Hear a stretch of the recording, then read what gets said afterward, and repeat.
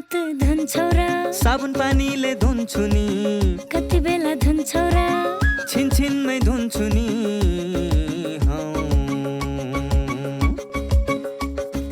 घरमा पस्दा अफिस पस्दा सधैँ धुन्छु हात कोरोनालाई यसै गरी भगाइदिन्छु म त घरमा पस्दा अफिस पस्दा सधैँ धुन्छु हात कोरोनालाई यसै गरी भगाइदिन्छु म त भान्सा छिर्नु अगाडि खाना खानु अगाडि जहाँ त्यही छोएपछि हातले छोपी खोकेपछि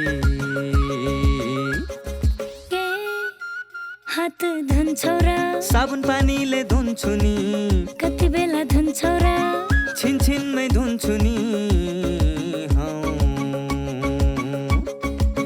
कोरोनाबाट बच्ने 3 उपायहरू। व्यक्ति बीच 2 मिटर टाढा बस्ने, घरबाट बाहिर निस्कँदा मास्क लगाउने र बेला बेलामा साबुन पानीले मिची 20 सेकेन्डसम्म हात धुने। कोरोनाबाट आफू पनि बचाउँ र अरूलाई पनि बचाउँ। दर्शकवृन्द नमस्कार। कार्यक्रम स्वस्थ जीवनको आजको श्रृङ्खलामा यहाँलाई हार्दिक स्वागत छ। आज पनि हामी स्वास्थ्य सम्बन्धी विभिन्न जानकारीमूलक सामग्रीहरू लिएर उपस्थित भएका छौँ। अब 1 घण्टा यहाँहरूसँगै रहनेछौँ। नेपाल सरकार स्वास्थ्य तथा जनसङ्ख्या मन्त्रालय, राष्ट्रिय स्वास्थ्य शिक्षा सूचना तथा सञ्चार केन्द्र र नेपाल टेलिभिजन बीचको सहकार्यमा यो कार्यक्रम निर्माण एवं प्रसारण हुने गर्छ। कार्यक्रममा हामी विभिन्न विज्ञहरूसँग छलफल पनि गर्ने गर्छौँ अनि जानकारीमूलक सामग्रीहरू पनि प्रस्तुत गर्ने गर्छौँ। दर्शकवृन्द, समृद्ध नेपाल सुखी नेपालीको जुन हामीले राष्ट्रिय आकाङ्क्षा सङ्गालिरहेका छौँ त्यो पुरा गर्न पनि स्वास्थ्यलाई प्राथमिकतामा राख्नुपर्छ भनेर राज्यले पनि राखेको छ अनि हामीले पनि त्यसैलाई आत्मसात गर्दै यो कार्यक्रम सुरुवात गरेका हौँ जुन आजसम्म पनि निरन्तर छ। आज पनि हामीसँग स्वास्थ्य सम्बन्धी विभिन्न जानकारीमूलक सामग्रीहरू रहेका छन्। हामी 1 घण्टासम्म विभिन्न सामग्रीसहित उपस्थित भएका छौँ आजको लागि। आउनुहोस् ती सामग्रीतिर प्रवेश गरौँ।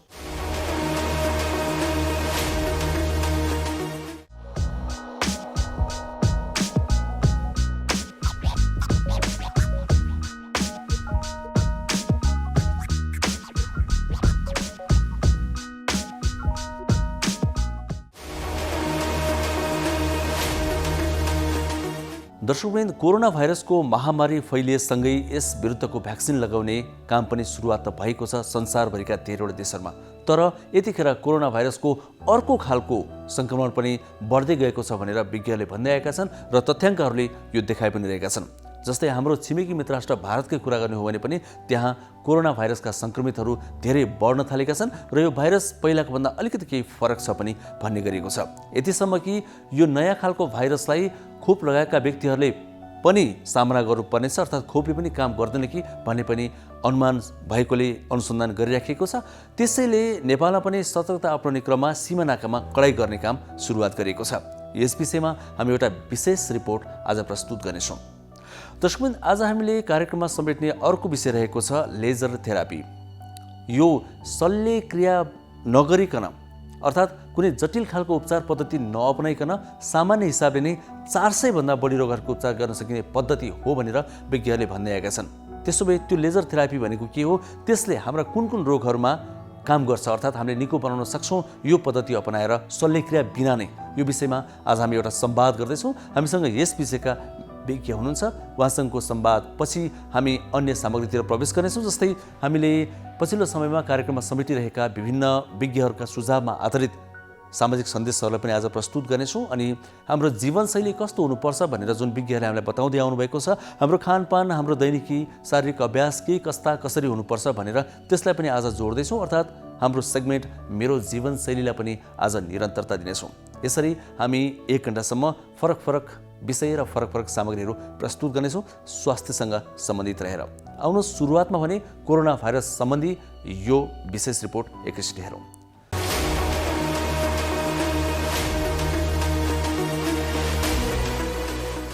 भारतमा कोरोना संक्रमण विस्तारसँगै नेपालमा थप जोखिम बढेको छ। भारतमा भएको संक्रमणको बढ्दो क्रमलाई हेर्दा अबको 2 सातापछि नेपालमा पनि संक्रमण बढ्न सक्ने विज्ञहरूले बताएका छन्। भारतका विभिन्न राज्यमा स्थानीय सरकारले लकडाउन गरेसँगै त्यहाँ काम गरिरहेका नेपाली पुनः स्वदेश फर्किने क्रम बढेको छ।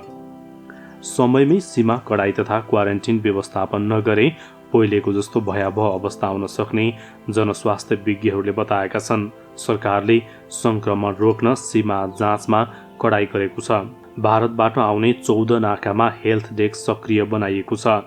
भारतका विभिन्न प्रान्तमा पुनः कोरोना सङ्क्रमण फैलिएको छ। केही स्थानमा लकडाउन समेत भएको छ। यसले नेपालमा सङ्क्रमण फैलिने जोखिम बढेको छ। केही दिन यता भारतको महाराष्ट्र, गुजरात, मध्य प्रदेश, उत्तराखण्डमा सङ्क्रमण बढ्दै गएको छ। नेपालमा सङ्क्रमण फैलिन नदिन सीमा नाकाहरूमा हेल्थ डेस्क व्यवस्थित गरिएको छ। भारतबाट आउने व्यक्तिको एन्टिजेन मार्फत परीक्षण गर्ने अभिलेख व्यवस्थित राखिनेछ भने बाहिरबाट आएका मानिसहरूलाई स्थानीय तहमा 10 दिन क्वारेन्टिनमा राख्न पत्राचार गरिएको छ। अब कोरोना सङ्क्रमण जोखिम रहेको हुँदा परीक्षणलाई तीव्र बनाउने सरकारको तयारी छ। यसअघि पनि भारतमा कोरोना सङ्क्रमण तीव्र भएको 2-3 सातापछि नेपालमा सङ्क्रमण बढेको थियो। हाल दैनिक 2000 देखि 4000 PCR परीक्षण गर्दा सङ्क्रमण दर 2 देखि 3% हाराहारी रहेको छ। कोरोनाको नयाँ भेरिएन्टहरू देखिएको अवस्थामा अहिले भारतमा सङ्क्रमण बढिरहँदा त्यो नयाँ भेरिएन्ट हो कि पुरानै हो भन्ने पुष्टि नभएकोले चनाखो र सतर्क हुनुपर्ने विज्ञहरूको भनाइ छ। नेपालमा सङ्क्रमण फैलिने जोखिम भएकोले अनिवार्य मास्क लगाउन, सामाजिक दूरी कायम गर्न विज्ञहरूले सुझाव दिएका छन्। नेपालमा हालसम्म 2,77,000 जनाको कोरोना सङ्क्रमण पुष्टि भएको छ। कोभिड देखिएका मध्ये 3,016 जना अर्थात् 1.09% को मृत्यु भएको छ।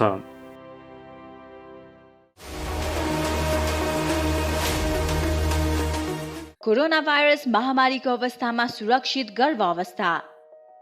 गर्भावस्था एक विशेष अवस्था हो, चाहे कोरोना भाइरस कोभिड-19 महामारीको बेला नै किन नहोस्।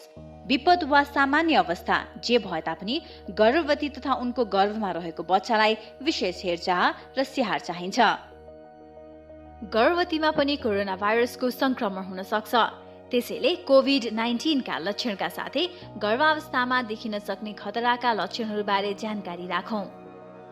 गर्भावस्थामा देखिने खतराका लक्षणहरू: टाउको साह्रै दुख्नु, आँखा तिरमिराएर धमिलो देखिनु, हात तथा मुख सुनिनु, हात खुट्टा अरुरो भई काँप छुट्नु वा मुर्छा पर्नु, कडासित तल्लो पेट दुख्नु, योनिबाट रगत वा पानी बग्नु।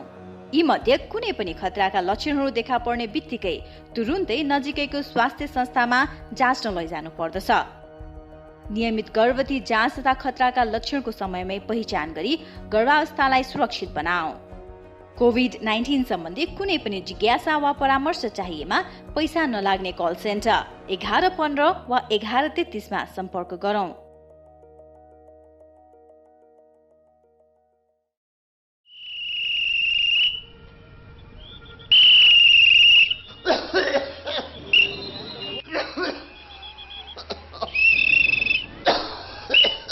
यो मान्छेले यसरी लगातार खोक्न थाल्नुमा कति भयो? धेरै भयो। 2 हप्ताभन्दा बढी लगातार यसरी खोकी लाग्नु त टिबी रोगको लक्षण हो है। टिबी रोग नजिकैको स्वास्थ्य संस्थामा गई खकार चटाउनुस्, पैसा लाग्दैन। नरो टिबी रोग लाग्यो भने बाँच्दैन। 6 महिनादेखि 8 महिनासम्म नियमित रूपमा नटुटाइकन ओखती खायो भनेदेखि टिबी रोग पुरा निको हुन्छ र बिरामीले ओखती खान थालेपछि यो रोगहरूलाई सर्दा पनि सर्दैन। हो, अनि औषधि कतिको महँगो छ नि? फ्री स्वास्थ्य संस्थाहरूमा निःशुल्क पाइन्छ, पैसा तिर्नु पर्दैन। तपाईँ ट्राफिक हो कि डाक्टर हो? कसरी थाहा पाउनु हो? मलाई पनि टिबी रोग लागेको थियो। मैले नियमित रूपमा ओखती सेवन गरेँ, रोग पुरा निको भयो। अहिले हेर्नुहोस् त कस्तो तन्दुरुस्त छु। त्यसो भए यो भाइलाई यतैबाट सिधै लगेर स्वास्थ्य संस्थामा खकार जोन लैजान्छु। कृपया आजदेखि नै क्षयरोग विरुद्धको अभियानमा एकजुट। नमस्ते, म डाक्टर रितेश थापा, म एउटा मनोचिकित्सक हो। अहिले यो कोरोनाको महामारीमा हामी सबैजना छौँ। यसले गर्दाखेरि हामी सबैलाई असर परिरहेको छ। तर मैले एउटा चिकित्सकको नाताले भन्नुपर्दाखेरि यो पनि अरू रोग जस्तै यो कोरोना पनि एउटा रोग हो। यसबाट हामी सबैजनाले सामान्य उपायहरू अपनाएर बच्न सक्छौँ। त्यही भएर कोही पनि व्यक्तिलाई चाहिँ कोरोना सङ्क्रमित व्यक्तिलाई हेला नगरौँ, किनभने कोरोना त हाम्रो 10 दिन 14 दिनमा हामी ठिक हुन्छौँ उपचार गरेर या नगरी पनि सेल्फ आइसोलेसन ठिक हुन्छौँ। तर जुन मानसिक यातना जुन भोग्नुपर्छ त्यो हेलाले अवहेलनाले गर्दाखेरि त्यो चाहिँ पछिसम्म पनि लामो समयसम्म पनि रहिरहन सक्छ। तर त्यसबाट हामी टाढै रहने कोसिस गर्नुपर्छ। त्यही भएर हामीले कोरोना सङ्क्रमित अथवा ठिक भएर आइसकेको व्यक्तिहरूलाई चाहिँ मद्दत गर्ने, उहाँहरूलाई हौसला प्रदान गर्ने र हामीले के गर्न सक्छौँ उहाँहरूको स्वास्थ्यको लागि, भविष्यको लागि त्यतातिर बढी ध्यान दिन सक्यौँ भने हामी सबैजना मिलेर यस कोरोना महामारीसँग लड्न सक्छौँ र जित्न सक्छौँ।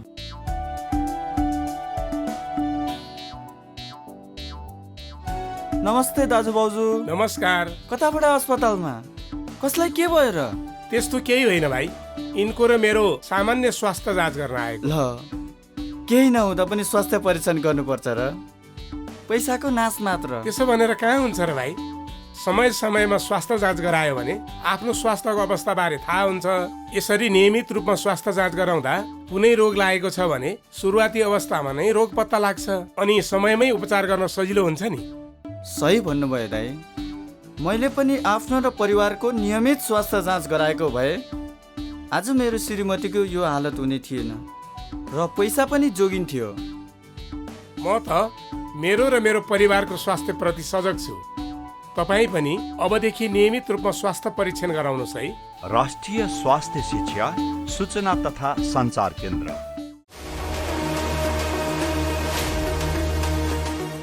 दर्शकवृन्द, अब एक किसिम प्रसङ्ग लेजर थेरापीको।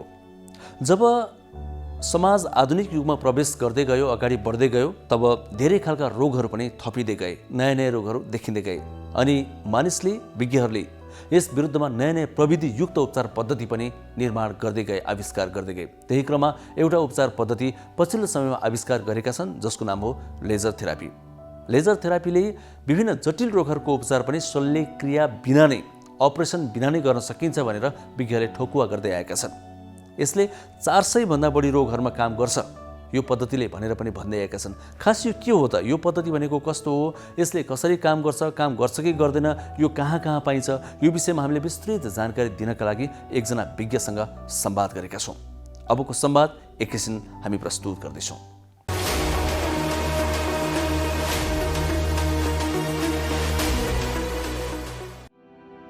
लेजर थेरापी फिजियोथेरापी अन्तर्गत पर्ने थेरापी हो। शरीरका विभिन्न अङ्गमा हुने दुखाइको उपचारको लागि यो थेरापी उपयोगी हुन्छ। दुर्घटना वा विभिन्न रोगका कारण बिग्रेको कोशिकालाई विकिरणको माध्यमबाट पुनर्जीवन दिन यो थेरापी महत्त्वपूर्ण मानिन्छ। कुनै पनि कोशिकाहरू अशक्त हुन थाल्यो भने यो विकिरणले ती कोशिकाहरूलाई सशक्त बनाउँछ। कोशिका पुनः सशक्त भएर सक्रिय रूपले काम गर्न लेजर विकिरणले सहयोग गर्दछ। तर गर्भावस्था, रक्त अल्पता र अन्य क्यान्सरका बिरामीले लेजर थेरापी गर्न नहुने विशेषज्ञहरूको भनाइ छ। शल्यक्रिया बिना जटिल समस्याको उपचार सजिलै गर्न सक्ने भएकोले लेजर थेरापीको प्रयोग र प्रभावकारिता बढ्दो छ। यस विधिबाट करिब 400 रोगको उपचार गर्न सकिन्छ। लेजर थेरापीको प्रयोग क्षेत्र, उपयोगिता लगायत विषयमा लेजर थेरापी विशेषज्ञ डाक्टर सुशीला वैद्यसँग हामीले संवाद गरेका छौँ। लेजर थेरापी एक विकिरणको मार्फतबाट गर्ने उपचार प्रविधि हो जसमा चाहिँ लेजर विकिरण प्रयोग हुन्छ र यो एउटा चाहिँ अब उपचार गर्ने थुप्रै प्रविधि मध्येको एउटा प्रविधि मान्नुपर्छ र यसलाई हामीले फिजियोथेरापीको अन्तर्गतको लाइट थेरापी जुन चाहिँ विभिन्न किसिमको बत्ती विकिरणबाट हुने उपचारको ग्रुपमा पर्दछ र त्यसमध्येमा पनि latest, highly effective, low power र चाँडी रोगहरू निको हुने हिसाबले लिनुपर्छ। भनेको यो रेको माध्यमबाट नै हुने भयो उपचार हैन? विकिरण, हजुर। रेको माध्यमबाट उपचार गरिँदाखेरि चाहिँ त्यो रेले चाहिँ झन् असर गर्छ भन्ने एउटा बुझाइ पनि छ। यो त अब जनमानसले नबुझेको भन्नुपर्छ यसलाई हैन। लेजर शब्दमै एउटा चाहिँ विकिरणले यसरी काम गर्ने भन्ने त्यसको परिभाषा मात्रै हो। तर लेजर भन्ने बित्तिकै लेजर विकिरण जस्तै लेजर विकिरणै आउने थुप्रै किसिमको उपकरणहरू, त्यसको मोडहरू डिफ्रेन्ट, त्यसको पावर डिफ्रेन्ट हैन। त्यसमा फेरि मिडियम जुन हरेक लेजर चाहिँ बत्तीबाटै आउँदैन, कुनै रुबीबाट आउँछ, कुनै ग्यासबाट आउँछ, त्यो मेसिनसँग फरक हुन्छ र त्यही अनुसारले कति डोज हालेको, कुन मिडियमको चाहिँ कुन चिज प्रयोग गरेर बनाएको मेसिन हो त्यसले के काम गर्ने कार्य क्षमताहरू त्यसको फरक हुन्छ र हामीले जुन यो विभिन्न किसिमको रोगहरूमा लगाउने लेजरलाई चाहिँ लो इन्टेन्सिटी लेजर भन्छ जसमा कुनै पनि हार्म, कुनै पनि साइड इफेक्ट छैन। नामै लो इन्टेन्सिटी भनेकोले यसमा चाहिँ एकदमै कम मात्रामा विकिरणको प्रयोग गरेको हुन्छ मसिनमा र त्यो मसिनबाट निस्किएपछि जुन शरीरमा छालाको माध्यमबाट ठोकेर भित्री अङ्गसम्म पुग्दछ र त्यसले चाहिँ बिग्रेका कोशिकाहरूलाई फेरि पुनः सध्य बनाउने हो। त्यसैले यसमा तातो चिसो आउँदैन, यसले कुनै पनि सेल्सहरू ड्यामेज गर्न, उल्टो ड्यामेज भएको सेल्सहरूलाई फेरि नयाँ जीवन दिने हो। हजुर, अब जस्तो नेपालमा चाहिँ कुन कुन रोगहरूको चाहिँ यो पद्धतिबाट उपचार हुन्छ त? कति प्रकारका रोगहरूमा चाहिँ लेजर थेरापीको माध्यमबाट चाहिँ उपचार गर्न सकिन्छ? हजुर, अब यसमा चाहिँ हामी एउटा चाहिँ अब मेडिकल प्रोफेसन भइसकेपछि एउटा डक्टर बनिसकेपछि होइन, मानव शरीरमा हजारौँ रोगहरू लाग्न सक्छ र त्यसको पनि कारणहरू चाहिँ अल्याक हुन्छ होइन।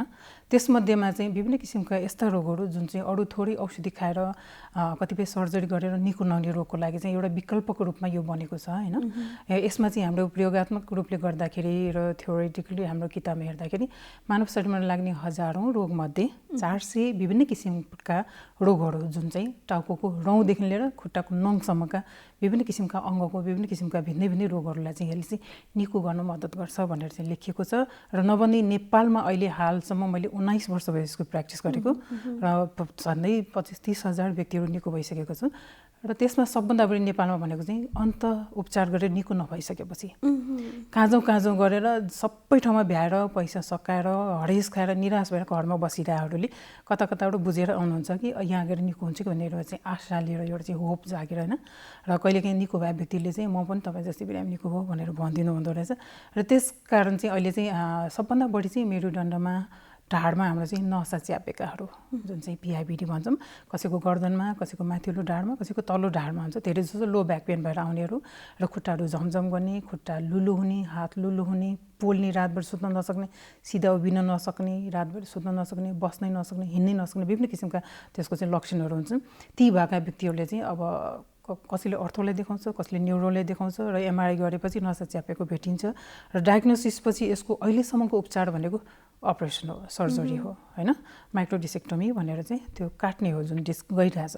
र अहिले त्यसलाई चाहिँ यो एउटा वरदानै मान्नुपर्छ भन्दाखेरि हालसम्मको 19 वर्षको यो कार्य प्रविधिमा यस्ता किसिमका व्यक्तिहरू जो चाहिँ अपरेसन गरेर पनि निको नभएको, फेरि बल्झिएका, जो चाहिँ अहिले फेरि दुखेर अपरेसन गर्न नचाहेका, जो चाहिँ थुप्रै ठाउँमा बसेर उपचार गरेर पनि निको नभएका यस्ता व्यक्तिहरू जसलाई चाहिँ हामी क्रोनिक भन्न सक्छौँ, जसको चाहिँ कहिलेकाहीँ चाहिँ खुट्टै नचलिसकेकाहरू, खुट्टा एकदमै सहारासँग माथि हिँड्ने, वर्षौँ महिनौदेखि चाहिँ थला परेका व्यक्तिहरू चाहिँ यहाँ आएर 20 दिन 30 दिन नै निको हुन्छन्, मजाले आफ्नो खुट्टामा हिँड्न सक्ने हुँदाखेरि यो एउटा नसा च्याप्नेलाई वरदान। एउटा कुनै कारणवश नसाको ड्यामेज हुने, मान्छेले नसा रिपेयर हुँदैन भन्छ, तर नसा पनि एक्सन जोनमा गयो भने निको हुन्छ होइन, कुनै निको हुने नहुने त्यसको रिभर्सिबल र इरिभर्सिबल भन्ने हुन्छ। त्यसमा गएर चाहिँ तपाईँको ब्रेनदेखि लिनु पऱ्यो भने ब्रेनमा पनि हाम्रो चाहिँ पक्षघातहरू हुन्छ, स्ट्रोक भएर होइन, कहिलेकाहीँ इन्फार्क्सन हुन्छ, कहिलेकाहीँ त ब्लड क्लट हुन्छ र त्यस्तो अवस्थामा पनि एउटा चाहिँ इमर्जेन्सी लेभलको ट्रिटमेन्ट सकिएपछि कुनै पनि हस्पिटलमा त्यसपछि जुन डक्टरले चाहिँ डिस्चार्ज टाइम दिन्छ, फिजियोथेरापी गर भन्छ, त्यो समय चाहिँ हामी कहाँ आउने हो र त्यस्तो हुने बित्तिकै हामी कहाँ आउनुभयो भने चाहिँ यो लेजर थेरापी क्लिनिकमा आउनुभयो भने त्यो व्यक्तिलाई चाहिँ त्यो वर्स हुन नदिनबाट र छिटोभन्दा छिटो जुन चाहिँ पक्षघात भएको कति वर्षसम्म मान्छेहरू लङ्गडाएर हिँड्छ नि, तिनीहरूले चाहिँ हुने बित्तिकै 1 हप्ताभित्रमा चाहिँ हामी कहाँ पुग्यो भने चाहिँ उसलाई चाहिँ एकदमै पूर्ण रूपले निको गर्न सकिन्छ पहिलो कोर्समा। भनेपछि डाक्टर साहब जस्तो जति रोग छिपिँदै गएर कुनै पनि बिरामी आउँछ उनीहरूलाई चाहिँ अलिकति उपचार गर्न अलिकति समय बढी लाग्छ र उहाँहरूको त्यो समय जति कोर्स बढी लाग्यो त्यति नै खर्च बढी लाग्छ। भनिसकेपछि उपचार चाहिँ सम्भवै छ, उपचार एकदमै सम्भव छ। हजुर, अब जस्तो नेपालमा अहिले पछिल्लोचोटि देखिएको जुन दीर्घ रोग भनिन्छ, सुगर, प्रेसर होइन, अनि जस्तो क्यान्सर पनि भएको, अब यिनीहरूको चाहिँ यो थेरापीबाट उपचार कतिको सम्भव छ होइन? दीर्घकालीन रोगहरूको लागि केही कम मात्रै बनाउन सकिने पनि यो थेरापीबाट हुन्छ के हुन्छ?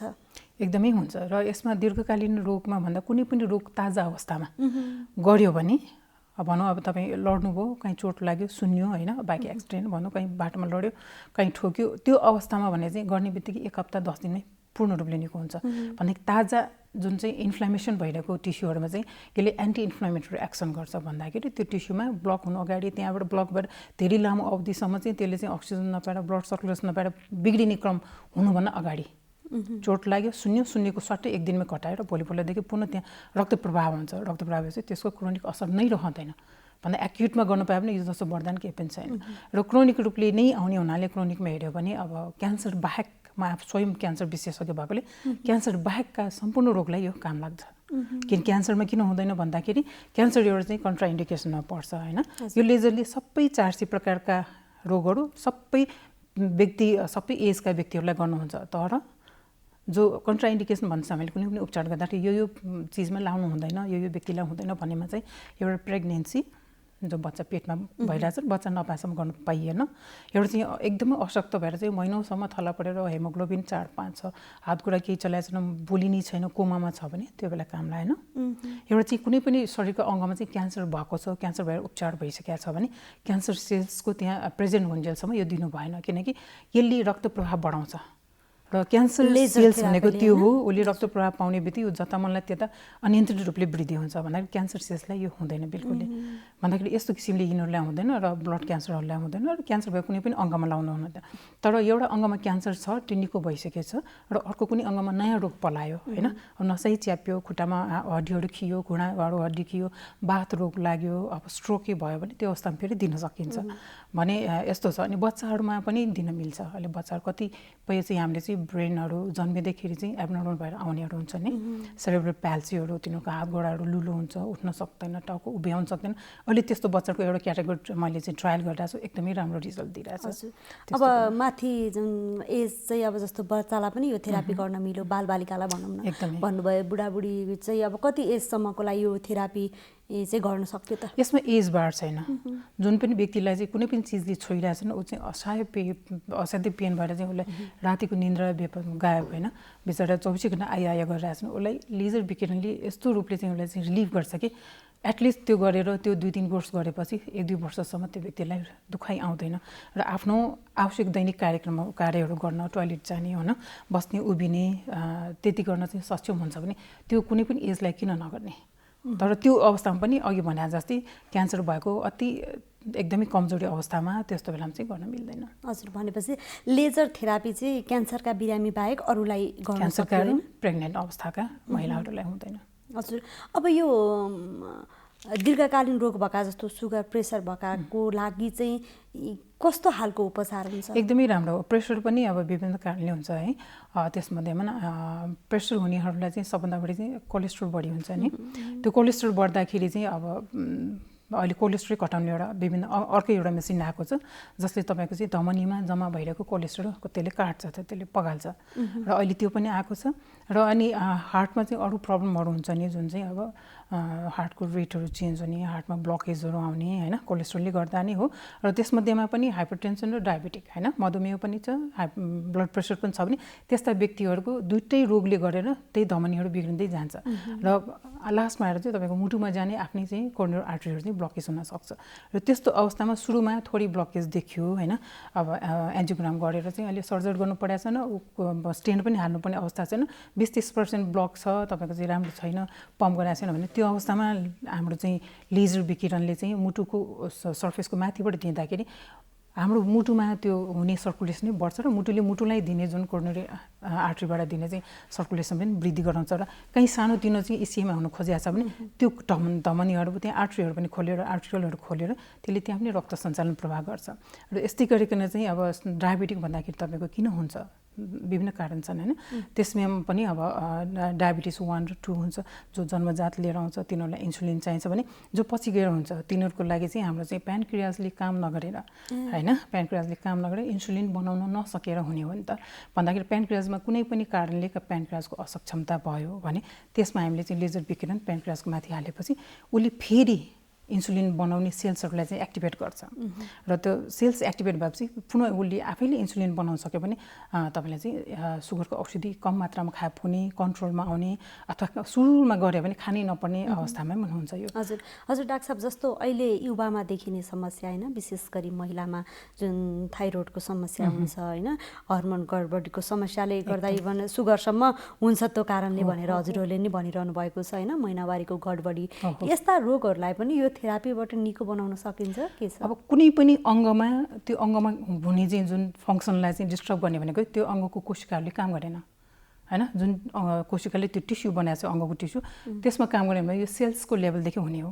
सेल्स इनएक्टिभ भयो, सेल्स नै काम गरेन भनेपछि यो लेजर एउटा यस्तो प्रकारले बनेको छ यसले तपाईँको सेल्समै गएर एक्टिभेट हुने र सेल्सको माइटोकन्ड्रियामा गएर उसले चाहिँ सेल्सलाई जुन खाना बनाउँछ, जुन बाहिरबाट सबै एनर्जी लिएर उसले सेल्सलाई नै एनर्जी दिने खाना बनाउँछ। सेल्स सधैँ भएपछि उसले सबै सेल्स मिलेर बनेको टिस्युहरू तन्तुहरू सधैँ बनाउँछ र त्यो तन्तुबाट जुन अङ्ग बन्यो त्यो अङ्गको रोगलाई निकाल्ने हो भन्दाखेरि त्यो सेल्समा गएर काम गर्ने हुनाले नि यो सेल्स सबै एक्टिभेट हुने हो भन्दाखेरि कुनै पनि अङ्गको त्यस्तो इनएक्टिभ भएको अवस्थामा यो एकदमै काम लाग्छ तरमा तपाईँको थाइरोइडमा पनि तपाईँको हाइपोथाइरोइडिजम भन्छ जुन चाहिँ काम गरेन होइन TSH बढ्यो भनेपछि यो काम लाग्छ हामीले ठ्याक्कै दिन्छौँ र कहिलेकाहीँ चाहिँ नर्मलमा आउँछ आफै काम गर्न थाल्छ र हाम्रो चाहिँ थाइरोक्सिन औषधिहरू खानु नपर्ने अवस्थामा आउँछ भने हाइपरमा चाहिँ हुँदैन फेरि उसै हाइपर भइरहेछ भने हामी लायो भने त्यो झन् हाइपर हुन्छ भन्दाखेरि हरेक रोगमा एउटा डायग्नोसिस गरिसकेपछि त्यसको चाहिँ टेस्टहरू गरेर रिजल्ट आइसकेपछि मात्रै लगाउने हो यो जसलाई पनि राखेर बिराम भयो दुख्यो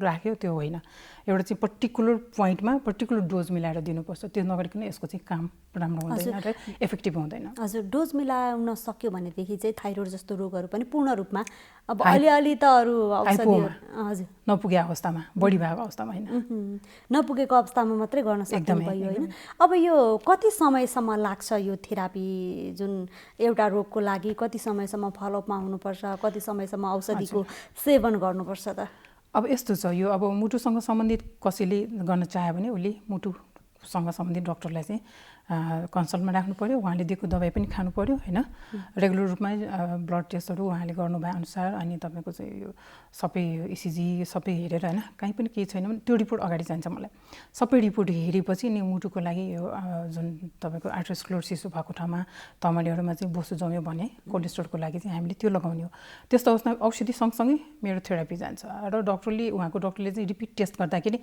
अगाडि गरेको ट्रिटमेन्ट पछि गरेकोमा त्यहाँ प्यारामिटर चेन्ज आउँछ कोलेस्ट्रोल घट्न थाल्छ भनेपछि उसको नर्मल नयाँसम्म औषध छोड्न मिल्ने रेन्जसम्म नभएसम्म एकदमै नर्मल नयाँसम्म लो डोज खाएर कन्ट्रोल नभएसम्म भन्दाखेरि 3टा 4टासम्म डोज जान्छ र यस्तो रोगहरूमा चाहिँ 10 दिनको 1 महिना बिराएर 3टा 4टा जान्छ तर क्रोनिक छ तपाईँको पक्षघातको बिरामी ल्याएको छ भने उसलाई त हिँडाउनु पर्यो उसलाई त फेरि सक्षम बनाउनु पर्यो भने उसको सबै मांसपेशी पनि काम गर्नु पर्यो जुन अङ्ग काम गरेको छैन त्यो अङ्गको पुरै काम गराउनु पर्यो र त्यसमा मात्र लेजर हुँदैन त्यसमा मेडिसिन हुन्छ लेजर थेरापी हुन्छ फिजियोथेरापी हुन्छ मेडिकल मसाज हुन्छ यो सबै कम्बाइन्डली हुन्छ एउटा चाहिँ प्याकेजै हुन्छ त्यहाँ यो प्याकेज गरेपछि कसैले 20 दिनमा हिँड्न सक्ने भएको छ भने घर पठाइन्छ र 1 महिनापछि फलोअप बोलाइन्छ कसैलाई 30 दिनपछि बल्ल हिँड्न सक्छ भने पठाइन्छ र 1 महिनापछि फलोअपमा बोलाइन्छ किनकि यो लेजर विकिरण मानव शरीरमा तपाईँको 28 दिनदेखि 35 दिनसम्म काम गर्छ जुन पहिलो डोजमा दिएको डोजहरू त्यसको एनर्जीहरू चाहिँ युज भइरहन्छ भने जब डोज सकिन लाग्यो उसलाई चाहिँ फेरि बोलाइन्छ र रिएक्टिभेट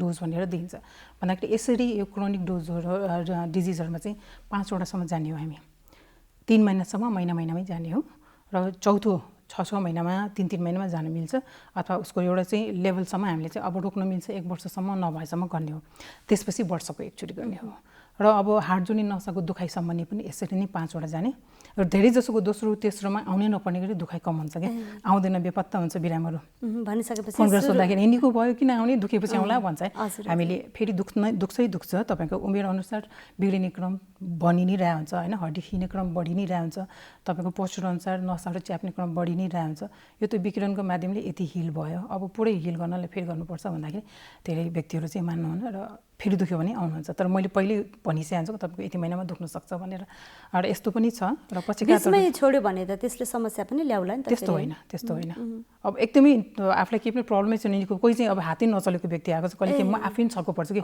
अब फ्रोजन सोल्जर भने दुनियाँ 10जना डक्टर देखाइसक्यो कति फिजियो गरेछु याद जाँदैन बिल्कुलै कपाल कोर्न मिल्दैन लुगा उकाउन मिल्दैन यतिभन्दा माथि जाँदैन लेख्न पढ्न सक्दैन त्यो व्यक्तिलाई 1 हप्ता गरेर चाहिँ फिजियो प्लस लेजर गरेपछि हात माथि गरेर मैले पठाएको 3 वर्षसम्म बेपत्ता मलाई टेन्सन भयो किन भयो फेरि फोन नम्बर खोजी गर्दाखेरि अनि आएर भेट्न आउनुभयो त अब केही भागै छैन मलाई किन म डोज लिने भनेको छैन त्यस्तो हुँदाखेरि कहिलेकाहीँ आफूलाई एकदमै सन्तुष्ट मिल्छ कि मैले गर्दा यस्तो पनि हुँदो रहेछ भने कहिलेकाहीँ हुन्छ थोरैभन्दा बाहेकको पनि रिजल्ट आइरहेको हुन्छ कहिलेकाहीँ विशेष गरेर यहाँमा जस्तो यहाँ समक्ष आउने बिरामीहरू चाहिँ धेरै जसो कुन रोगको धेरै जसो गर्दनमा ढाडमा दुख्ने र गर्दन र ढाडको चाहिँ जुन चाहिँ बाथ पनि हुनसक्छ मांसपेशीको कारणले चाहिँ बाङ्गोसँग भएर होइन उसको पोस्चर नमिलेर मस्कुलर पेन मात्रै पनि हुनसक्छ र म्याक्सिमम चाहिँ नसा च्यापेर अन्तोपचार गरेर निको नभएकाहरू र अहिले आएर त्यो हुँदा चाहिँ कुनै कारणवश लड्यो खस्यो र मेरुदण्ड कुनै लेभलमा भाँच्यो त्यसपछि सर्जरी भयो अनि कमरभन्दा मुनि चलेन भने अहिले म्याक्सिमम् त्यस्तो बिरामी आइरहेछ जसको चाहिँ 3-4 वर्षसम्म अन्तउपचार गरेर पनि केही पनि रेस्पोन्स आएन, पिसाब थैली झुन्डाएको छ होइन, दिशा आउँदैन, कोट्याएर निकाल्नुपर्छ, यहाँभन्दा मुनि थाहै छैन, बोकेरिनुपर्छ, कतिपय घाउ भइसकेका हुन्छ, उचाल्न गाह्रो भएर बेड सोरहरू। र त्यो व्यक्ति म कहाँ ल्याएको, अस्ति भर्खर हेटौँडाबाट एकजना, दाङबाट एकजना ल्याएको थियो, रिह्याब सेन्टरबाट ल्याएको छ, स्पाइनल रिह्याब सेन्टरबाट ल्याएको, त्यहाँबाट ल्याएर म कहाँ ल्याएको 10 दिन 15 दिन उसको रेस्पोन्स बढ्दै गयो। मैले टेस्ट गर्दाखेरि उसको सेन्सेसन बढ्दै गएछ र तबसम्म मैले पठाएन जबसम्म सेन्सेसन तल पुगेन। अब खुट्टामा छुँदाखेरि उसले थाहा पाएर खुट्टा झट्काएर पनि सेन्सेसन त्यहाँ पुग्यो, पहिला त तातो चिसो थाहा हुँदैन भन्ने त्यो लेभलसम्म 1 महिनाको कोर्स गरेर अहिले घर पठाएको छु र 1 महिनापछि आउँदाखेरि त्योभन्दा राम्रो भइसकेका हुनसक्छ र त्यसपछि बिस्तारै उहाँले फिजियो बढाएर चाहिँ खुट्टा टेकाउने हिँडाउने प्र्याक्टिस गराउने, अहिले उभिन सक्ने बनाएर चाहिँ पठाएको छु समातेर होइन, त्यो बेला चाहिँ थिएन, उभियो भने चाहिँ खुट्टा लाक्लाकै जान्थ्यो भने अहिले चाहिँ दिशा पिसाब अझै कन्ट्रोलमा आएको छैन, पिसाबमा पाइप राख्नु नपर्ने, दिशा आफै आउने लेभलसम्म हामीले गर्न सक्यो भने उसको एउटा नयाँ जिन्दगी त्यहीँ सुरु हुन्छ भन्दाखेरि एकदमै होप दिने किसिमको, होपफुल किसिमको छ। किन मैले पनि अब 1 वर्षसम्म गरेपछि बल्ल यति होला भन्ने कुरा 1 महिनामै आइरहन्छ रिजल्ट भन्दाखेरि यसमा एउटा थ्योरिटिकली हामीलाई पढाउँदाखेरि भनेको थियो कि यो प्रविधि, यो लो इन्टेन्सिटी लेजर विकिरणले कुनै पनि रोगमा अरू प्रकारका उपचार गर्दाखेरि आउने रिजल्टभन्दा 200 टाइम्स फास्टर आउँछ भनेर लेखेकै थियो, नभन्दै आइरहेको पनि छ भन्दाखेरि अब महिनौँ वर्षौँसम्म गरेकोलाई चाहिँ 20 दिन 30 दिनमा निको भइरहेको हुन्छ भन्दा नि एकदमै इफेक्टिभ छ यो। हजुर डाक्टर साहब, भनिसकेपछि कुनै पनि हिँड्न नसक्ने व्यक्ति यहाँकोमा जुन लेजर थेरापीको माध्यमबाट उपचार गर्न आउँदाखेरि होइन, जिउै पनि आदि जिउ नचल्ने पक्षाघात भएको व्यक्तिहरू पनि केही समयको उपचारपछि, केही समयको लेजर थेरापीपछि चाहिँ पूर्ण रूपमा निको हुनुहुन्छ। त्यसो भए बिस्तारै समय त लाग्छ नि, उनीहरूको नि खुट्टा एकदमै वर्षौँ नचलाएपछि लुलो हुन्छ मांसपेशीहरू, त्यसलाई पनि ल्याउनुपर्छ, थुप्रै किसिमका फिजियोथेरापीहरू गरेर त्यसलाई पनि पावरमा ल्याउनुपर्छ होइन। र सँगसँगै चाहिँ नर्भहरू सर्कुलेट गर्नको लागि चाहिँ लेजर विकिरण चाहियो, त्यसमा ब्लड सर्कुलेसन चाहियो, नर्भ इनर्भेसन सर्कुलेसन चाहियो भने दुईवटा काम हुने बित्तिकै मोटर पनि आउँछ, सेन्सोरी पनि आउँछ। अहिले उनीहरूको मोटर आइसकेको छ नि, सेन्सोरी आयो मैले पठाउँदाखेरि, छोएको थाहा पनि चिमोटेको थाहा पनि भएपछि मैले पठाएको, ऊ आफैले टेकेको थाहा पनि आफैले उचाल्ने चाहिँ हुनुभएको छैन र त्यो नभएसम्म गरेपछि अनि चाहिँ क्रसमा हिँड्छ कि वकरमा हिँड्छ कि होइन, त्यतिसम्म भयो अथवा आफूले आफ्नो जिउलाई उचालेर व्हिलचेयरमा राखेर व्हिलचेयर कुदाउन सक्ने भयो भने पनि उसको जिन्दगीमा एउटा केही गर्न सक्ने बन्छ कि त्यो रूपमा चाहिँ मैले अहिले चाहिँ गरिरहेको छु र त्यस्तो इफेक्ट आइरहेको छ अहिले। हजुर, अब नेपालको सन्दर्भमा जस्तो यो लेजर थेरापी उपचार पद्धति कतिको सहुलियत छ? अब हाम्रो देशमा त होइन त्यही अनुसारको व्यक्तिहरू हुनुहुन्छ, उहाँहरूले उपचार गराउन जाँदाखेरि एउटा सामान्य व्यक्तिले उपचार गराउँदा जस्तो लेजर थेरापीबाट म उपचार गराउँछु भन्नलाई कतिको सहुलियत छ त? यो एकदमै सहुलियत छ भन्दाखेरि म कहाँ आउनु अगाडि उनीहरूले कति लाख खर्च गरिसकेको हुन्छ, म कहाँ झन्डै 4-5 वटा कोर्स गरेपछि पनि बल्ल 1 लाख पनि जाँदैन भनेपछि त्यहीँबाट उनीहरूले आफै भन्छ त्यहाँ केही पनि गराएन तर मेरो 10 दिन 20 दिन बस्दाखेरि यति लाख गयो भन्छ। जुन चाहिँ म कहाँ खाना खुवाएर राखेर होइन, बेड मिलाएर रुममा राखेर पनि उपचार दिनभरि चाहिने चाहिँ सबै गरेर पनि 10 दिन 20 दिन जाँदाखेरि उनीहरू त्यस्तै 20,000 30,000 आउने हो होइन। त्यसरी अब महिनौ दिन बस्दा त जान्छ त्यो हिसाबले, तर एकदमै सस्तो छ, सबैले नै आँट्न सकिन्छ, सबैले गर्न सक्छ एउटा छ। प्लस जसको एकदमै असक्षमता छ तिनीहरूलाई मैले 1-2 जना बिरामी फ्री पनि गर्ने गरेको छु, झन्डै 10 जना 1 जना फ्री भइरहेको हुन्छ मसँग र कसैको चाहिँ बच्चाहरू छ भने फ्री नै गरिदिइरहेको हुन्छ, बच्चाहरूको एकदमै अब जन्मजातहरूलाई त एकदमै माया लाग्छ मलाई, मैले गरेर केही हुन्छ भने उनीहरू फ्री गरिरहेको हुन्छ भने। अर्को चाहिँ अहिले म्याक्सिमम बिरामीहरू यो लकडाउन पछिको सबैलाई इफेक्ट परेकोले चाहिँ हामीले चाहिँ एकदम अहिले चाहिँ 10-15% त्यस्तो डिस्काउन्टमा गरिरहेको छ सबैलाई नै। भनिसकेपछि यो उपचार चाहिँ एउटा सहुलियत पनि छ होइन, त्यसरी बुझ्दा भयो। अब जस्तो यो अलि पछि आएको उपचार पद्धति भयो होइन, जस्तो यहाँले त पछि आएको होइन, यो मान्छेहरूले पछि बुझ्या मात्रै हो, तर विश्वास चाहिँ पहिला जुन यो पछि गर्न थाले होइन, उपचारको यो जुन इफेक्टिभ हुँदै गइसकेपछि मानिसमा पहिला सुरुमा त यस्तो जुन अहिले आएको जस्तो विश्वसनीयता रूपमा थियो सुरुमा के थिएन, सुरुमा त निकै गाह्रो भयो नेपाली जनमानसमा।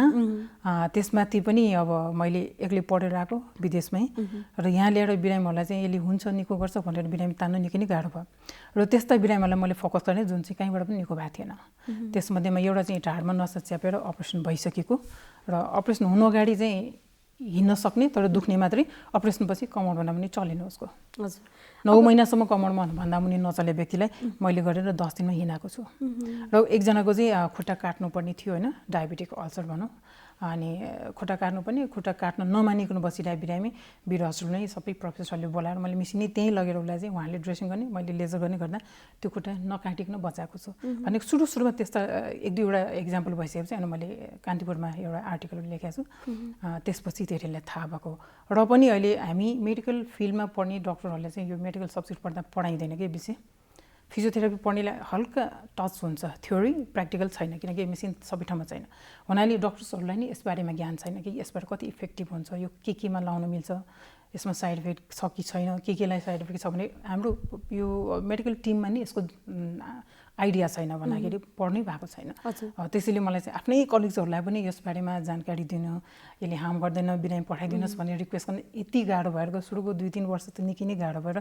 धेरै नै सङ्घर्ष परेको छ यसमा हजुर अब औषधिहरू चाहिँ कस्तो हुन्छ त यसको औषधि भन्दाखेरि अहिलेसम्म मका आउँदाखेरि सबै अन्त जचार आइसकेका हुनाले औषधि पोको लिन आउँछ भन्दाखेरि त्यसमा आवश्यक हुने चाहिने अब पैसा लागिसक्यो खानु मिल्नेहरू छुट्याइदिन्छु म र त्यसमा नपुगहरू थप्छु भन्दाखेरि मैले म्याक्सिमम थप्ने भनेकै भिटामिन्सहरू क्याल्सियमहरू नै हो किनकि यस्ता बिरामीहरू खान छोडिदिन्छ डिप्रेसनमा हुन्छ होइन हिँड्नलाई पावर हुँदैन भन्दाखेरि कहिलेकाहीँ क्याल्सियम टेस्ट गरेर पनि लो आइरहेको हुन्छ भिटामिन डी लो आइरहेको हुन्छ अनि बी कम्प्लेक्सहरू खान छोडिदिन्छ होइन त्यस्तो थप्ने हो भने सिभियर पेन भएको अवस्थामा मात्रै पेन किलर किनकि पेन किलरले गरेर नि लामो समयसम्म पेन किलर खाएपछि किडनी खराब हुन्छ फेरि त्यो लेभलमा जान दिनु भएन होइन हातखुट्टा चलाउने भन्नुहुन्जेल उता किडनी जान्छ त्यसले एकदमै जुजी भइकन चाहिँ चाहिने मात्रामा मात्रै मेडिसिन चलाउँछु सायद एकदमै कमै मेडिसिन चलाउँछु हजुर अब धेरै वर्ष भइसक्यो यहाँले होइन यो लेजर थेरापीबाट उपचार पद्धति जुन सुरु गर्नुभयो होइन अब अघि नै सुरुवातीमै यहाँले भन्नुभयो होइन जो अन्य हस्पिटलहरूमा गएर उपचार गराउँदा अनि निको नभइसकेपछि मेरोमा आउनुहुन्छ भनेर यो सुरुमा त्यस्तो हुन्थ्यो आजभोलि पनि त्यस्तै नै छ अथवा के छ अझै पनि अझ मका आइरहेको कोही व्यक्ति छ र उनीहरूको फ्यामिलीमा कसैको छ भने हुने बित्तिकै ल्याउँछ यसको 2टा उदाहरण म तपाईँलाई दिन्छु एउटा घुँडा दुखेर बोजूले ल्याइरहेको थियो एउटा केटाले अचानक उसको 13 वर्षको बहिनी चाहिँ चलेन प्यारालाइसिस भइदियो र उसलाई थाहा भइकन उसले अरू बिरामी त्यस्तो निको भइरहेको देखेर उसलाई हुने बित्तिकै कोही डक्टरका नलिकन मका ल्यायो मका ल्याएको 7 दिनमा फेरि हिँडाएँ मैले त्यसलाई र अस्ति भर्खर एउटा चाहिँ एबोभ 74 को एउटा चाहिँ बजै हुनुहुन्थ्यो त्यस्तै स्ट्रोक भयो उसको पनि छोरा बुहारीले मका ट्रिटमेन्ट लिइरहनु भएको थियो ब्याक पेनको लागि र त्यस्तै बिरामी निको भएर देखिरहनु भएको थियो भने उहाँलाई हुने बित्तिकै अन्त नलिकन एउटा सिटी स्क्यान गरेर सिधै मका ल्यायो मलाई यति सजिलो भयो उहाँलाई राख्दा 6 दिन 7 दिन मैले पूर्ण रूपले हिँडाउन सक्ने भएँ कि भन्दाखेरि एक्युट सुरुको अवस्थामा म जहिले पनि भन्ने गर्छु हरेक इन्टरभ्यूमा सुरुको अवस्थामा क्यान्सर पनि निको गर्न सकिन्छ डक्टरहरूले भन्दाखेरि बिरामी नै कुनै पनि रोग लाग्यो भने पहिला आफैले जेपाते औषध किनेर खाइराख्ने 2-4 दिन कम नभएपछि मात्रै अस्पताल जाने अस्पताल गएर पनि डक्टर फेरि चेन्ज गरिराख्ने एउटा डक्टरले दिएको औषध 10 दिन खाए ठिक भएन फेरि अर्को अस्पताल जाने हुन्छ नि उनीहरूको त्यो 1 महिनाभित्रमा 4-5 जना डक्टर भिजिट गरेको पेपर हेर्छौँ कि हामी त्यसो मध्येमा 4-5 जनाले डक्टरले दिएको औषधि 4-5 पोको अलग्गै अनि त्यही औषध त्यसमा छ भनेर थाहा हुँदैन अनि त्यो पनि किन्यो अनि त्यो विश्वास लागेन छोड्यो अर्कोले दिएको खायो अनि 4 दिनभन्दा बढी खाइँदैन त्यो पोको राख्यो फेरि अर्को जनमानसमा यस्तो प्र्याक्टिस छ अहिले जुन चाहिँ एकदमै गलत हो एउटा डक्टरलाई पनि एउटा रिजल्ट हेरेर त्यसमा फेरि रिइभ्यालुएट गरेर कहाँनिर के कमी कमजोरी छ के थप्नु पर्यो कहाँ पठाउनु पर्यो भने एउटा लेभलसम्म चाहिँ विश्वास गर्नुपर्छ जुन अब महिनामै 4 जना डक्टर फेर्नु भनेको त यो मानिसहरू पनि रोग 1 दिनमा लाग्दैन कुनै पनि रोग 1 दिनमा लाग्दैन भन्न चाहन्छु कुनै पनि रोग उसलाई ढाड दुख्यो नसच्या भने अलिअलि दुखुन्जेल त सहेको हो नि आफैले 1-2 पेन किलर खाएर अति भइसकेपछि आएर उसलाई चाहिँ एकै दिनमा निको त हुँदैन नि होइन कज पहिला थाहा पाउनु पर्यो त्यो कजलाई आफूले लिने प्रिकसनहरू लिनु पर्यो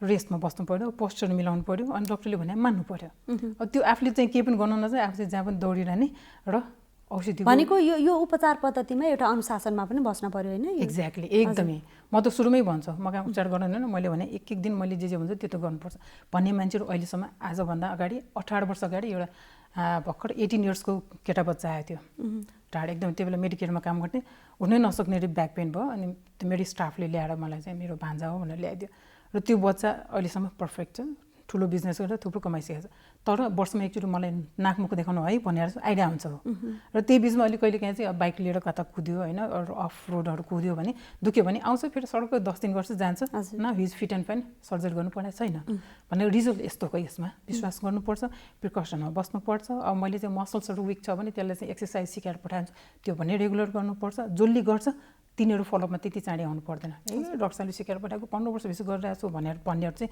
एकदमै फिट अब जसले मान्दैन त उनीहरूलाई चाहिँ डेफिनेटली दुख्छ पनि होइन आफ्नो शरीरलाई माया गर्ने एउटा जिम्मेवारी तपाईँको आफ्नै हो भन्न चाहन्छु। हरेक व्यक्तिलाई त्यही नै भन्छु म होइन। र कुन कुन बाह्य तत्त्वबाट त्यसलाई असर परिरहेको छ अहिले भएको रिसेन्ट डिजिजमा त्यो तत्त्वहरूलाई पनि रोक्नु पर्यो होइन। अब स्मोकिङ खोक्दाखेरि दुख्छ, हाछ्यौँ गर्दाखेरि दुख्छ भने स्मोकिङ ह्याबिट छ भने ब्याक पेन हुनेले खानु भएन। अब प्रेसर छ, सुगर छ, अनि डायबिटिज ऊ भइसक्यो, खुट्टाहरूमा घाउ भइसक्यो भने त्यो सबै रोक्नु पऱ्यो भने यस्ता यस्ता चिजहरूमा ऊ गरेर आफूलाई चाहिँ एउटा अनुशासनमा त राख्नुपर्छ। हजुर, अब जस्तो अन्त निको नभइसकेका बिरामीहरू त्यहाँ आएर निको भएका उदाहरणहरू धेरै छन् भनेर यहाँले कुरा गर्दा एउटा फाइदा त त्यो नै भयो होइन। हामी कुराकानीको लगभग अन्तिमतिर पनि छौँ। यसका फाइदाहरू चाहिँ के हुन्छन् त? फाइदा यसमा सबभन्दा सजिलो, सरल, तातो चिसो नआउने, तपाईँलाई दुख्ने गरी शरीरमा घोचिलो केही पनि गर्नु नपर्ने, जम्मा मोबाइल जस्तो डिभाइस छ, छोएरै राख्न मिल्छ, टाढाबाट राख्न मिल्छ। घाउ छ भने हामी टाढाबाट राख्छौँ, बिरामीलाई थाहा पनि हुँदैन। यस्तो पनि उपचार हो र मलाई केही पनि थाहा भएन तातो चिसो भन्छ सुरुको दिन, 3-4 दिनमा ओहो निको भयो भन्छ होइन। यस्तो सरल छ, यति नजिकै छ। जावलाखेलमा अल्का हस्पिटलको गल्लीबाट पछाडि छ लेजर थेरापी क्लिनिक र लोकल गाडीमा आए पनि भेटिन्छ होइन। भने कुनै त्यस्तो आउनै नसक्नेहरूलाई चाहिँ हामीले गाडीको व्यवस्था पनि गर्छौँ, कल गरेर होइन, पठाएर पनि मिलाउन सकिन्छ।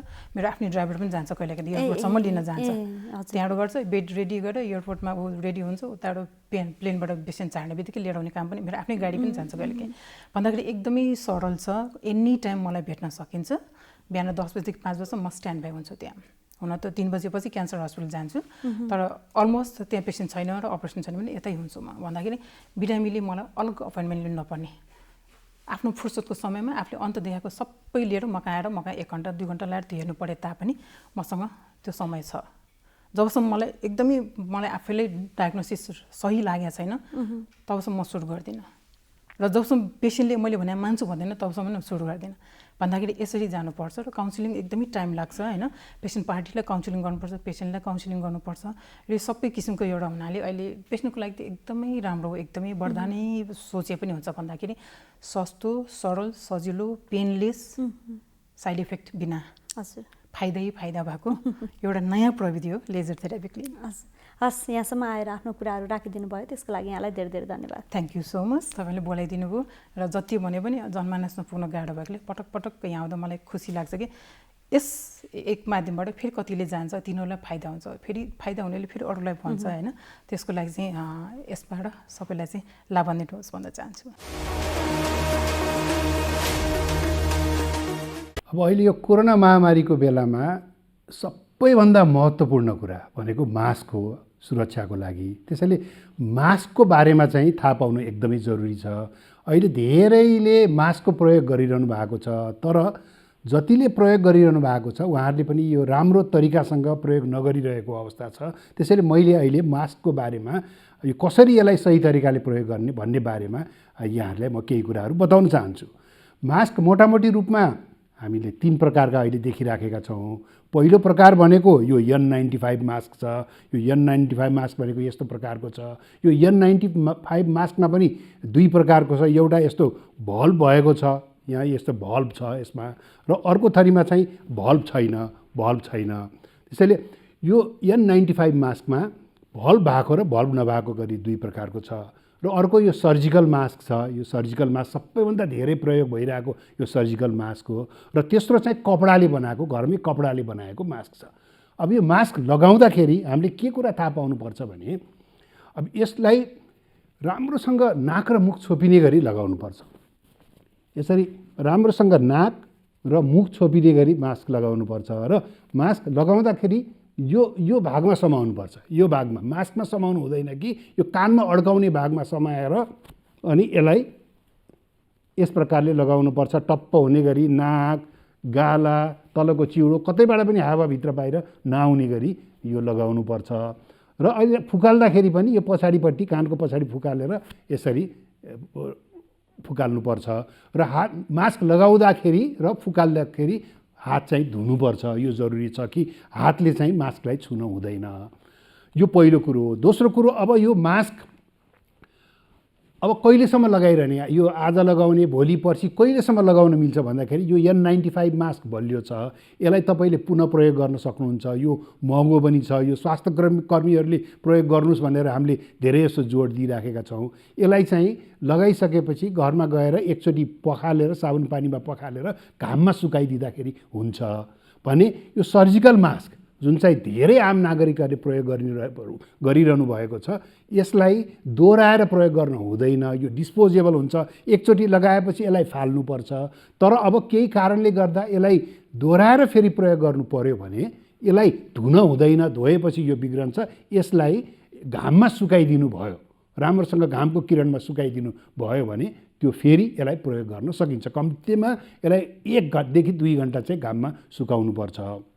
त्यसैले यो मास्कको बारेमा हामीले यति कुरा। अर्को कुरा के छ त भन्दाखेरि मास्क, कपडाको मास्क पनि उत्तिकै प्रभावकारी छ। अब कपडाको मास्क तपाईँले 3वटा लेयर, 3वटा तहको कपडाको मास्क बनाउन सकिन्छ र त्यसलाई घरमा मजाले धोएर त्यसलाई घाममा सुकाएर पुनः प्रयोग गर्न सक्नुहुन्छ। त्यसैले मास्कै नलगाउनुभन्दा जस्तो प्रकारको मास्क भए पनि मास्क लगाउनु उचित हुन्छ।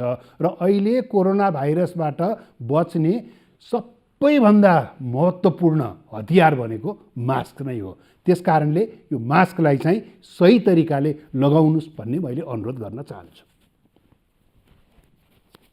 हाम्रो एक सन्तान छ, अर्को तुरुन्तै जन्माउने इच्छा छैन। त्यसैले परिवार योजनाको लामो अवधिका केही अस्थायी साधनहरूको बारेमा सल्लाह लिउँ भनेर आएको। तपाईहरु जस्तो लामो अवधिको गर्भान्तर गर्न चाहनेहरूको लागि इम्प्लान्ट वा आयुसिडी नै ठिक हुन्छ।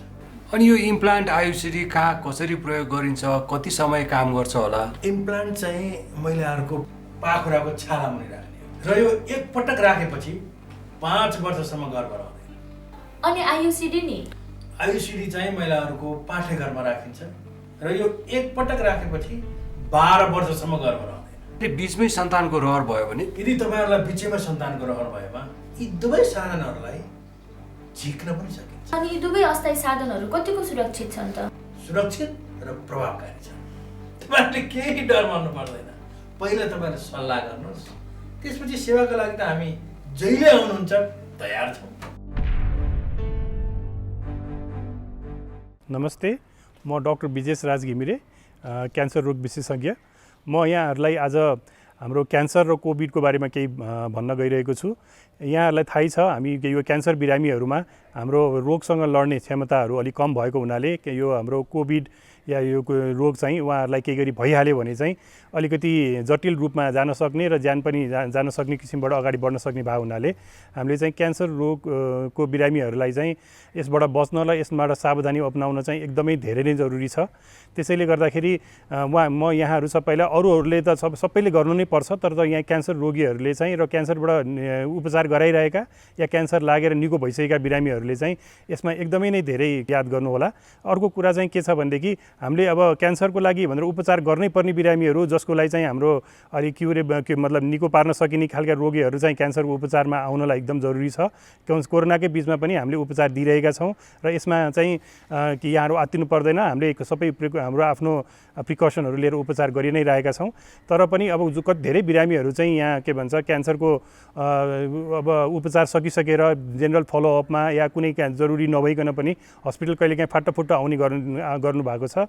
उहाँहरूलाई हामी के भन्न चाहन्छौँ भने जरुरी भएमा मात्रै हस्पिटल आइदिनु होला, होइन भने चाहिँ हामी सबैलाई मोबाइलबाट या अरू कुनै माध्यमबाट चाहिँ फोन गरेर अथवा हामीले उहाँहरूलाई यहाँ परामर्श दिन सक्छौँ र सबै चाहिएको मान्छे चाहिँ क्यान्सर उपचारमा आउनु होला, जरुरी पनि छ। तर नचाहिएका मान्छेहरू चाहिँ घरमै बस्नु होला र पर्नु पर्यो भनेदेखि चाहिँ डाक्टरसँग चाहिँ अरू माध्यमबाट चाहिँ हामीलाई सम्पर्क गर्नु होला। दर्शकवृन्द, कार्यक्रममा हार्दिक स्वागत छ। फेरि पनि NTV plus, NTV Kohalpur, NTV इटाहरीमा यो कार्यक्रम यहाँले फरक समयमा दैनिक रूपमा हेर्दै आउनु भएको छ। आज पनि त्यही क्रमलाई निरन्तरता दिइरहेका छौँ। अब एकैछिन जीवनशैलीको कुरा गरौँ। हाम्रो जीवनशैली कस्तो हुनुपर्छ त? हामीले बिहान उठेदेखि नै त्यो दिनभरि के गर्नुहुन्छ, के गर्नु हुँदैन, हामी कसरी निरोगी बन्न सक्छौँ, कस्तो शैली अपनायौँ भने निरोगी बन्न सक्छौँ, कस्तो शैलीले हामीलाई रोग बढी निम्त्याउन कोसिस र सहयोग गरिरहेको छ त? यो विषयमा हामीले पछिल्लो समयमा धेरै जानकारी प्रदान गर्दै आइरहेका छौँ। किनभने यो प्रभावकारी भयो भनेर हामीलाई यहाँहरूको अनि यहाँहरू जस्तै व्यक्तिहरूको, महानुभावहरूको प्रतिक्रिया पनि आइरहेको छ। आज पनि त्यही क्रमलाई जोड्दैछौँ। त्यसो भए हामी निरोगी बन्न, रोग लागेको छ भने पनि त्यसको असर कम गर्न, हटाउन कस्तो जीवनशैली अपनाउनुपर्छ? आउनुहोस् न एकैछिन हेरौँ।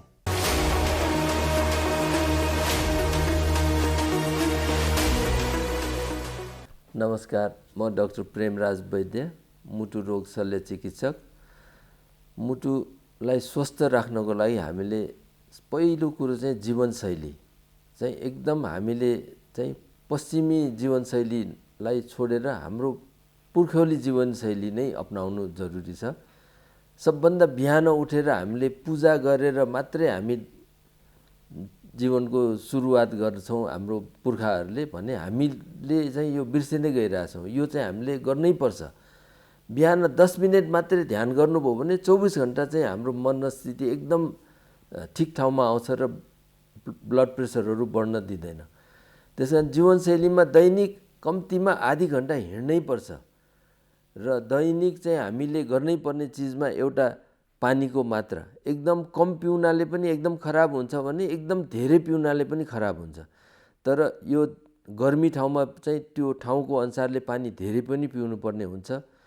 यदि पसिना आएको छ, पखाल लागेको छ भने त्यो बेलामा पनि एकैचोटि धेरै पिउन सकिन्छ। तर नर्मल मान्छेले पानी पनि लिमिट अनुसारले त्योभन्दा बढी पिउनु हुँदैन।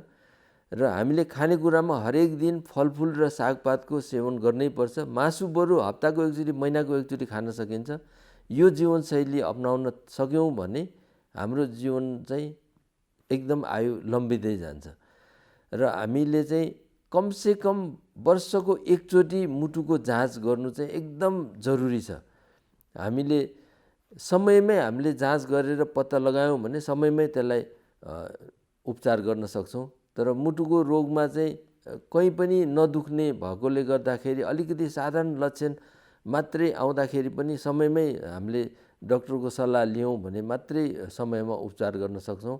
यदि एक तल्ला हामीलाई घरमा भर्याङ चढेर जाँदाखेरि नै गाह्रो छ भने तुरुन्तै डाक्टरको सल्लाह लिनु जरुरी छ। यदि 2 तल्लामा चढ्दाखेरि श्वासमा आछ भने बिस्तारै चाहिँ डाक्टरको सल्लाह चाहिँ मुटुको जाँच चाहिँ अवश्य गरिहाल्नुपर्छ। यदि 3 तल्ला 4 तल्ला पछि चाहिँ श्वासमा आउँछ भने त्यो चाहिँ नर्मली सबैलाई आउँछ। यो सबभन्दा मुख्य लक्षण नै हामीलाई चाहिँ श्वासमा आउने, सास फेर्न अलिक गाह्रो हुने र छातीमा अलिक भारी हुने। त्यो भारी पनि आराम गरेपछि आफै ठिक हुन्छ।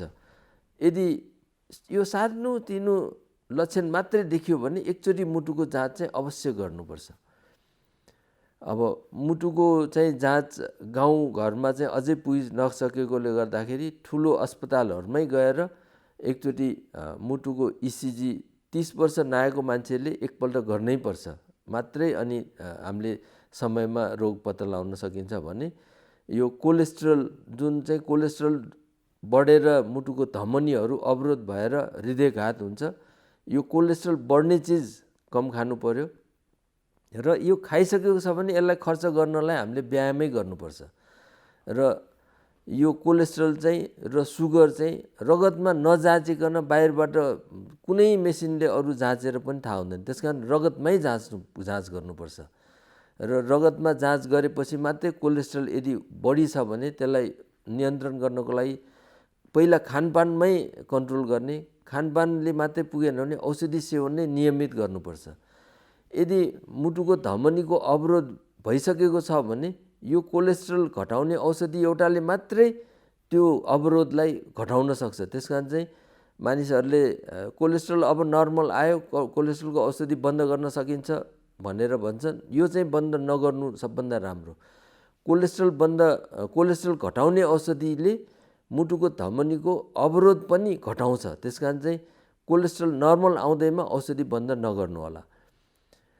यो बाहेक उच्च रक्तचाप भएको व्यक्तिहरूले आफ्नो घरमा चाहिँ एउटा रक्तचाप नाप्ने इलेक्ट्रोनिक ब्लड प्रेसर मेसिन सबै घरमा नै हुनु आवश्यक छ।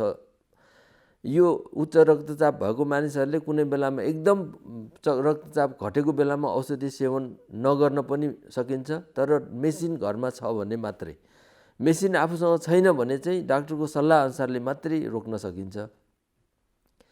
र यो मेसिन चाहिँ उच्च रक्तचाप भएको मान्छेले आफ्नै घरमा मेसिन भएपछि कम्तीमा हप्ताको 1 दिन रक्तचाप चाहिँ नियमित जाँच गर्नुपर्छ भने अरू व्यक्तिहरूले महिनाको एकचोटि अथवा वर्षको 2-4 चोटि चाहिँ चेक गर्नै पर्छ। र आफूसँग यदि मेसिन छ भने छिमेकीहरूको पनि कमसेकम हप्ताको एकचोटि रक्तचाप चेक गर्नाले हृदयघात मात्र होइन, मस्तिष्कघात, प्यारालाइसिस रोग पनि पुरा नियन्त्रण गर्न सकिन्छ। एक किसिमको मस्तिष्कघात जुन चाहिँ रगतको नली फुटेर उच्च रक्तचापले हुने मस्तिष्कघात चाहिँ उच्च रक्तचाप समयमै नियन्त्रण भएको खण्डमा 100% हामीले यो मस्तिष्कघात चाहिँ रोकथाम गर्न सकिन्छ।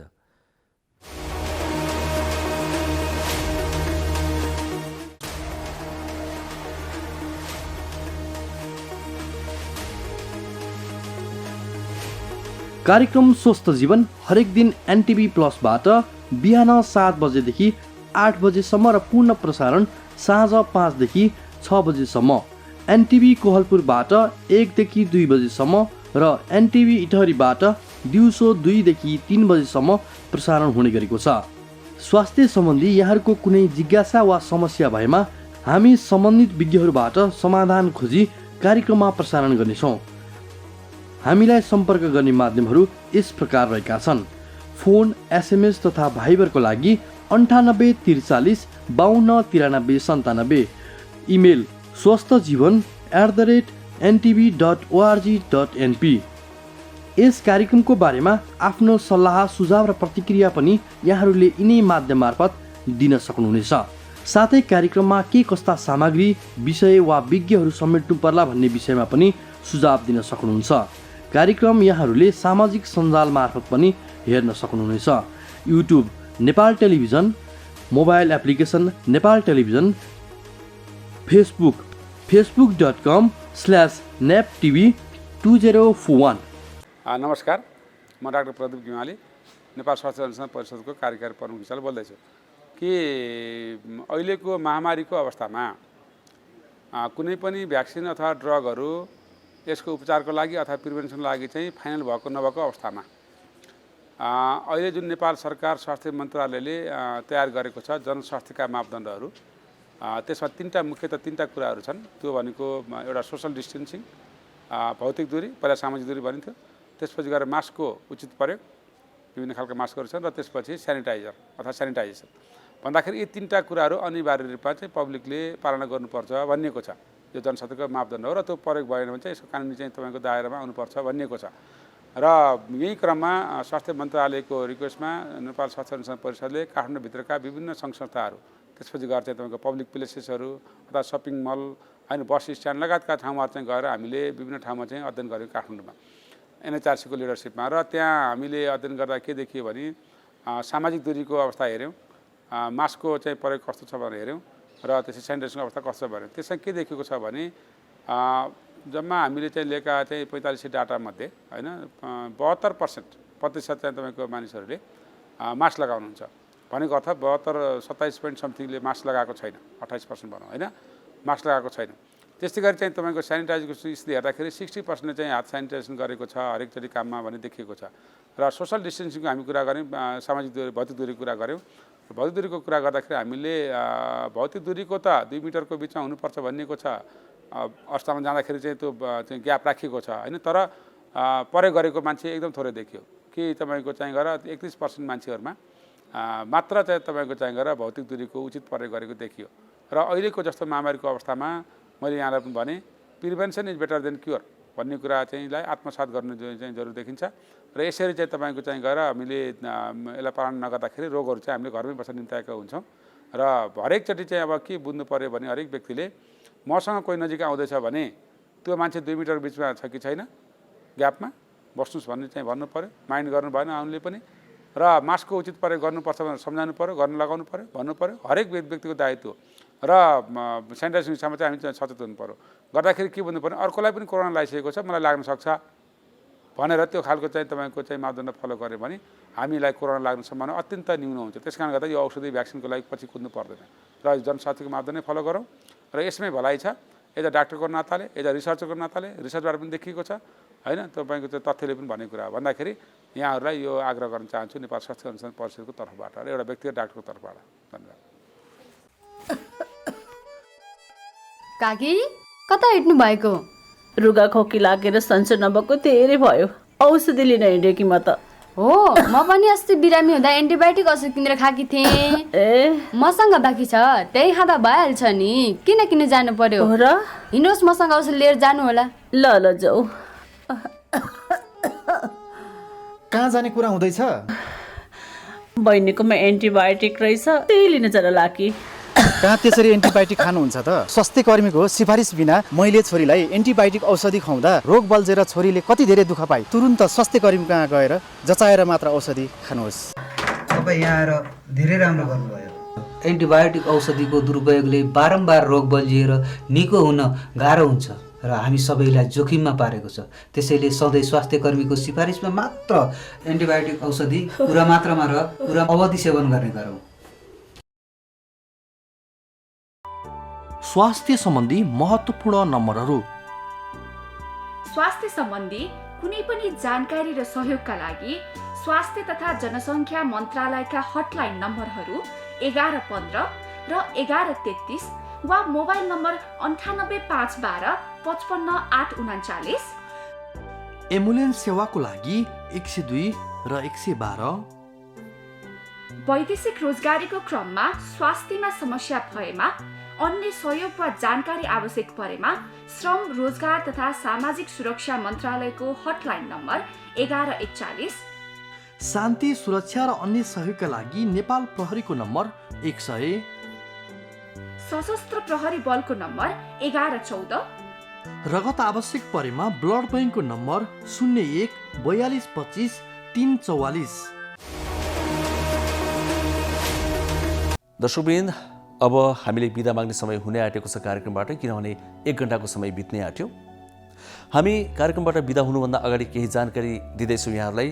कार्यक्रम यहाँहरूले NTV plus, NTV Kohalpur, NTV Itahari बाहेक विभिन्न सामाजिक सञ्जालहरूमा पनि हेर्न सक्नुहुन्छ। जस्तै युट्युबमा हेर्न सक्नुहुन्छ, नेपाली टेलिभिजनको मोबाइल एप्लिकेसनमा हेर्न सक्नुहुन्छ, वेबसाइटमा हेर्न सक्नुहुन्छ, फेसबुक पेज पनि छ नेपाली टेलिभिजनको, जहाँ यहाँहरूले कार्यक्रम हेर्न मात्र होइन हरेक दिन साँझ 5 देखि 6 बजेसम्म प्रत्यक्ष अर्थात् लाइभ नै हेर्न पनि सक्नुहुन्छ।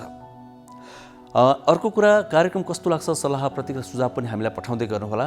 अनि स्वास्थ्य सम्बन्धी कुनै जिज्ञासा या प्रश्न छन् भने पनि हामीलाई पठाउनुहोला, हामी तिनलाई सम्बोधन गर्नेछौँ। त्यसको लागि चाहिँ यहाँले टेलिफोन गर्दा पनि हुन्छ, एसएमएस गर्दा पनि हुन्छ, भाइबर गर्दा पनि हुन्छ, इमेल पनि गर्न सक्नुहुन्छ। यसरी हामी यहाँहरूसँगै रहेर यहाँहरूकै समस्याका समाधान खोज्ने प्रयासमा जुटिरहेका छौँ। हामी मध्यस्थकर्ता बन्नेछौँ, अर्थात् पुलको काम गर्नेछौँ। भोलि आजकै समयमा आउँछौँ, आजलाई बिदा माग्छौँ। फेरि पनि जाने बेलामा भन्छौँ, रोगलाई हेलचेक्राइ नगरौँ, सानै हुँदा उपचार गरौँ, सकेसम्म लाग्नै नदिउँ, जीवनशैली स्वस्थकर अपनाउँ, लागिसकेको छ भने पनि नआत्तिउँ। कोरोना भाइरसको विषयमा झन् धेरै संवेदनशील भन्नुपर्ने समय आएको छ, यसमा हेलचेक्राइ नगरौँ। भोलि फेरि भेटौँला, आजलाई बिदा माग्छौँ। हस् त, नमस्ते।